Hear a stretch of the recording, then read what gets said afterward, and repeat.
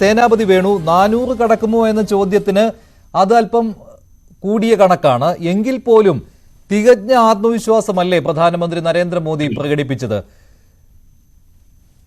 മഞ്ജുഷേ, നമ്മൾ മനസ്സിലാക്കേണ്ട ഒരു കാര്യം, ഇപ്പോ 2 ടേം BJP-യുടെ ഭരണം രാജ്യത്തുണ്ടായി. കഴിഞ്ഞ ഡിസംബർ മാസം 3-ാം തീയതി 5 സംസ്ഥാനത്തെ പൊതുതെരഞ്ഞെടുപ്പ് നടന്നു. അതിൽ 4-ലും അവർ വിജയിച്ചു. ഇതൊക്കെ ശരിയാണ്. പക്ഷേ നമ്മൾ അറിയേണ്ട ഒരു രാഷ്ട്രീയത്തെക്കുറിച്ചൊരു പഠനം നടത്തുമ്പോൾ ഇന്ത്യയിലെ എല്ലാ സംസ്ഥാനങ്ങളിലും BJP-ക്ക് തത്തുല്യമായ ഒരു ഒപ്പോസിഷൻ, ഒരു പ്രതിപക്ഷം ഇന്ത്യയിലെ എല്ലാ സംസ്ഥാനങ്ങളിലും ഉണ്ട് എന്നുള്ളതാണ് നമ്മൾ രാഷ്ട്രീയത്തിൽ മനസ്സിലാക്കേണ്ടത്. ഇപ്പോ BJP ഏതെങ്കിലും ഒരു സംസ്ഥാനത്ത് വലിയൊരു ഭൂരിപക്ഷത്തിൽ വിജയിച്ചു എന്നതുകൊണ്ട് എതിരാളികൾ സമ്പൂർണ്ണമായി നിഷ്പ്രഭരായി എന്നില്ല. ഞാൻ അതിന്റെ ഒരു ഉദാഹരണം കേരളത്തെ ചൂണ്ടിക്കാണിച്ചുകൊണ്ട് പറയുകയാണ്. 2019-ലെ തെരഞ്ഞെടുപ്പിൽ ഞങ്ങൾ 20-ൽ 19 നേടിയവരാണ്. ഞങ്ങളുടെ ചിലയിടത്തെയൊക്കെ ഭൂരിപക്ഷം ഞങ്ങളെ തന്നെ അത്ഭുതപ്പെടുത്തിയിട്ടുണ്ട്. ഇപ്പൊ രാഹുൽ ഗാന്ധിയുടെ ഭൂരിപക്ഷം വിട്. ഇപ്പൊ എന്റെ പാർലമെന്റ് മണ്ഡലം ഇടുക്കിയിൽ 1.25 ലക്ഷം വോട്ട് എതിരാളികളെ കിട്ടിയത്. പണ്ട് ഇന്ദിരാഗാന്ധിയുടെ മരണത്തിന് ശേഷം നടന്ന ആ തെരഞ്ഞെടുപ്പിൽ അന്ന് പ്രൊഫസർ PJ കുര്യൻ സാറിന് പോലും കിട്ടിയത് 1,34,000 വോട്ടാണ്. അപ്പൊ ഞങ്ങൾ 1,72,000 വോട്ടിന്റെ ഭൂരിപക്ഷത്തിൽ ജയിച്ചത് അങ്ങ് അത്ഭുതപ്പെട്ടു പോവുകയാണ് ഞങ്ങൾ. അപ്പോ ഞാൻ ചോദിച്ചത്, അങ്ങനെ ഞങ്ങൾ 1,75,000 വോട്ടിന്റെ ഭൂരിപക്ഷത്തിൽ ജയിച്ചു, ഞങ്ങൾ 19 പാർലമെന്റ് മണ്ഡലത്തിൽ വിജയിച്ചു എന്നതുകൊണ്ട് എതിരാളികൾ സമ്പൂർണ്ണമായി അങ്ങ് ഇല്ലാതായി എന്നുള്ളതാണ്. അതിനുശേഷം നടന്ന അസംബ്ലി തെരഞ്ഞെടുപ്പിൽ 99 സീറ്റിൽ ഇടതുപക്ഷം വിജയിച്ചു. ഞങ്ങൾക്ക് കിട്ടിയത് 41 സീറ്റുകൾ മാത്രമാണ്. അതിന്റെ അർത്ഥം ഞങ്ങൾ അങ്ങ് സമ്പൂർണ്ണമായി ഇല്ലാതായി, അല്ലെങ്കിൽ CPM മുന്നണി അങ്ങ് പൂർണ്ണമായി ആധിപത്യത്തിലായി എന്നുള്ളതാണ്. അപ്പോ ഞാൻ പറയുന്നത് എന്താണെന്ന് ചോദിച്ചാൽ, ഇന്ത്യയിലെ എല്ലാ സംസ്ഥാനങ്ങളിലും, അത് ഫ്രം തമിഴ്നാട് ടു ഏറ്റവും മുകളിലേക്ക് പോയാൽ ജമ്മു ആൻഡ് കശ്മീർ വരെയുള്ള എല്ലാ സംസ്ഥാനങ്ങളിലും BJP-ക്ക് തുല്യമായോ BJP-യേക്കാൾ മുന്നിലോ ഒരു BJP വിരുദ്ധ ശക്തികളുണ്ട്. ആ ശക്തികളുടെ ഒരു ഏകോപനം, അത് എത്രമാത്രം വിജയിക്കുമെന്നുള്ളത്, അത് പക്ഷെ അങ്ങനെ ഒരു ഏകോപനത്തിന് ശക്തി ഇല്ല എന്നുള്ളതിന്റെ ആത്മവിശ്വാസം കൂടിയാണല്ലോ പ്രധാനമന്ത്രിയുടെ പ്രഖ്യാപനം. പ്രധാനമന്ത്രി പാർലമെന്റിൽ ഇങ്ങനെ ഒരു പ്രഖ്യാപനം നടത്തുന്നത് ആദ്യമാണ്. മറ്റൊരു പ്രധാനമന്ത്രിമാരും ഇങ്ങനെ ഒരു പ്രഖ്യാപനം, സീറ്റ് പ്രഖ്യാപനം നടത്തിയതായി ഓർമ്മയിലില്ല. അപ്പോൾ അതൊരു തികഞ്ഞ ആത്മവിശ്വാസത്തിൽ നിന്ന് ഉടലെടുക്കുന്നതാണല്ലോ. ഇപ്പോൾ കണക്കിൽ ചില മാറ്റങ്ങൾ വന്നേക്കാം, പക്ഷെ ഞങ്ങൾ 3-ാം വട്ടം വരും, ഇക്കാര്യം ഉറപ്പിച്ചുകൊണ്ട് തന്നെ ഈ സീറ്റുകളുടെ എണ്ണത്തിന്റെ കാര്യത്തിൽ അത് പരമാവധി എത്ര എന്നുള്ള കണക്കാണ് അദ്ദേഹം പറഞ്ഞിരിക്കുന്നത്.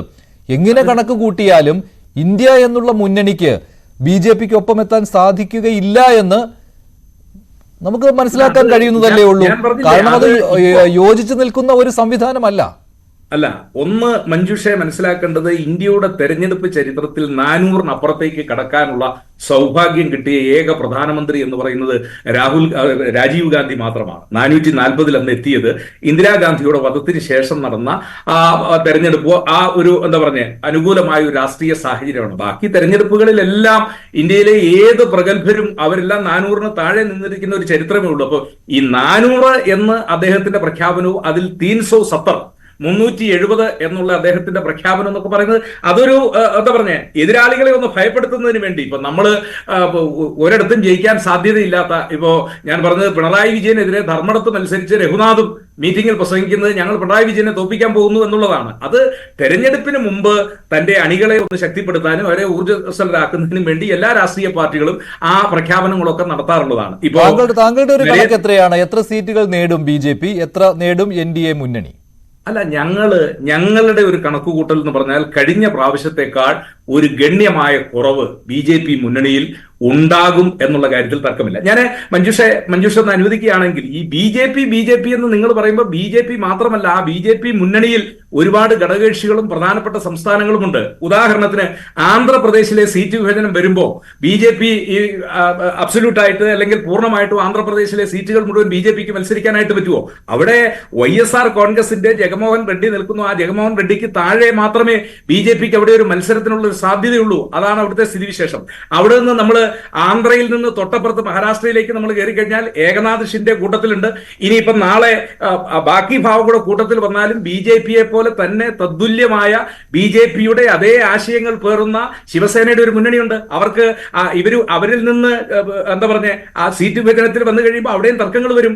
അത് തന്നെ ഒറീസയിലേക്ക് പോയി കഴിഞ്ഞാൽ നവീൻ പട്നായിക്, ബിജു പട്നായിക്കിന്റെ മകൻ, അവരുടെ ഒരു പാർട്ടി ബിജു ജനതാദൾ എന്ന് പറയുന്ന ഒരു പാർട്ടി, ആ പാർട്ടിയുടെ താഴെ മാത്രം മാത്രമേ BJPക്ക് നിൽക്കാനായിട്ട് കഴിയുള്ളൂ. അങ്ങനെ ഒരുപാട് സംസ്ഥാനങ്ങളുണ്ട് ഇന്ത്യ മഹാരാജ്യത്ത്. BJPയുടെ ഘടകകക്ഷികൾ ഇനിയിപ്പോ തമിഴ്നാട്ടിൽ നോക്കാം. തമിഴ്നാട്ടിൽ BJP വന്നു കഴിഞ്ഞാൽ അണ്ണാഡിഎംകെയുമായിട്ട് ചേർന്ന് ഇപ്പൊ അണ്ണാമലയാണ് അവരുടെ ഏറ്റവും പ്രധാനപ്പെട്ട നേതാവ്. പഴയ പൊൻരാജ് MP, അദ്ദേഹത്തിന് പൊൻരാധാകൃഷ്ണൻ MP യെ കുറിച്ചൊന്നും ഇപ്പൊ കേൾക്കുന്നില്ല, ഉണ്ടോ എന്ന് എനിക്കറിയില്ല. അപ്പൊ ഞാൻ പറഞ്ഞു വന്നത്, ഈ അണ്ണാമലയ്ക്കും BJPക്കും ഒക്കെ തമിഴ്നാട്ടിൽ ഒരു സീറ്റ് കിട്ടണമെങ്കിൽ ഒന്നുകിൽ OPS-ഉം EPS-ഉം ചേരുന്ന മുന്നണിയിൽ വേണം, അല്ലാതെ ഒറ്റയ്ക്ക് അവർക്ക് സീറ്റ് കിട്ടത്തില്ല.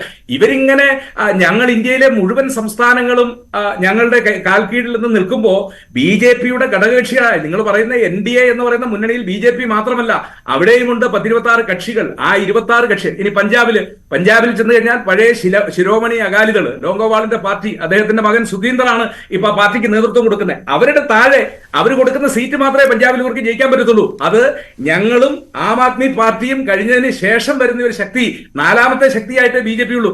അതല്ലാതെ ഇന്ത്യയിലെ മുഴുവൻ സംസ്ഥാനങ്ങളിലും BJP ഇങ്ങനെ. താങ്കൾ പറഞ്ഞു വരുന്നത് കഴിഞ്ഞ തവണത്തെ 302 BJP ഒറ്റയ്ക്ക് നേടിയത് 302 സീറ്റുകളാണല്ലോ, അതിലും താഴെ പോകുമെന്നാണല്ലോ അല്ലെ? ഉറപ്പായിട്ടും 100% ഉറപ്പ്. ഞാൻ പറഞ്ഞല്ലോ, നമുക്ക് ഈ ചർച്ചയുടെ 2ാം ഫേസിൽ സ്റ്റേറ്റ് ബൈ സ്റ്റേറ്റ് നമുക്ക് തമിഴ്നാട് മുതൽ മുകളിലേക്ക് ഓരോ സംസ്ഥാനങ്ങളും